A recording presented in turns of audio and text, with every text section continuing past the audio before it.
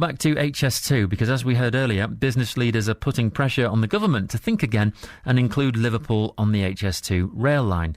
They say there's a compelling economic case to extend the high-speed link from Warrington to Liverpool, arguing it'll be worth £8 billion to Merseyside over a 20-year period. Captains of industry and policy experts have been meeting in Liverpool today to launch what they're calling the 20 Miles More campaign. Philip Blond is from the think tank Res Publica. The case for Liverpool is more compelling than the case for anywhere else on the line. Actually, I think Liverpool produces £2.70 for every pound invested, and no other portion of the line is anywhere close to that. So really, the argument, if one was making a purely economic case, is that actually HS2 should begin from Liverpool if it begins from anywhere. Well, ultimately, Merseytravel will lead the bid on behalf of the city region. I've been speaking to the Deputy Chief Executive, Frank Rogers. He explained to me what's happening with the plans at the moment. Well, at the moment, the line branches at Crewe, so it's high speed to Crewe, and then Classic compatible from there via Warrington. Right, and you want, that's the part that you want, if you can, you know, your case to the government is let's make that high speed as well.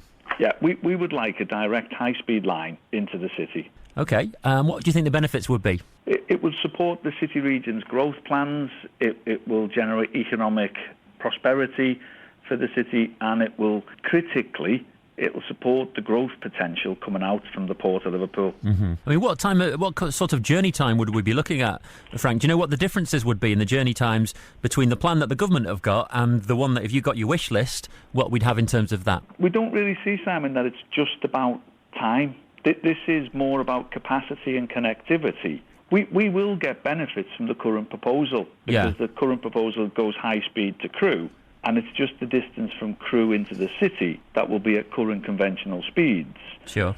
But it's the capacity and connectivity issues that are key, because we don't feel that the current proposals appropriately address freight north of Crewe. And because freight is a key component of the city region's growth strategy, we want DfT and HS2 Limited to consider how we're going to accommodate the potential city region growth within that HS2 offer. That's interesting, because we always think of these things in terms of passengers, don't we, just making their trips and business people, whatever it might be. But you're talking about actual things, freight, as you say, deliveries being brought by rail. Yeah, freight's massively important. It's a key factor within our growth plan, and one of the points that we've highlighted to HS2 Limited and the DfT is that the references to increased capacity don't really apply for the line from Crewe into Liverpool.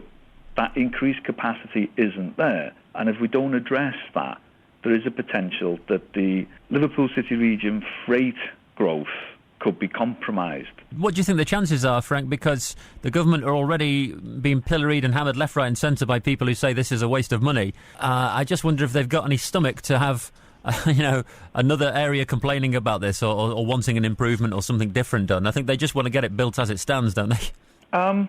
I think they've been very welcoming of the discussions that we've had, Simon.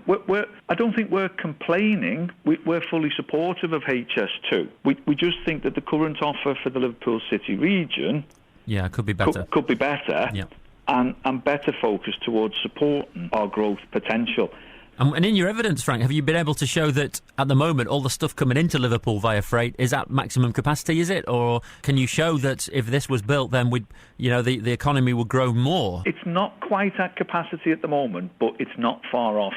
And with the current schemes that are ongoing within the city region, with Liverpool 2 and the developments of the port, we will reach a point whereby the potential is compromised. Okay. And we think of Liverpool, maybe its heartbeat being the river, perhaps, and the industry and the freight that comes in via the river. How much of it is rail, then? At the moment, it's not so much what comes into the city, it's what goes out of the city, Simon. That's what we're looking for. Okay. With what will come in through the port expansion, it's how we make sure that we get that out. I see. And rebalance the national... At the moment, the vast majority of freight is coming into the southern ports and transferring through the country northwards. We want to try and rebalance that and use the growth of the Port of Liverpool and rebalance the national freight economy. I'm with you. So, in other words, we kind of export, to use the macroeconomic term, we would try and export more than we import, if you like. Yeah. I've got you. Yeah. And it's ensuring that HS2 doesn't create problems from a freight perspective, so we get the passenger benefits, but we also addressed the freight issues.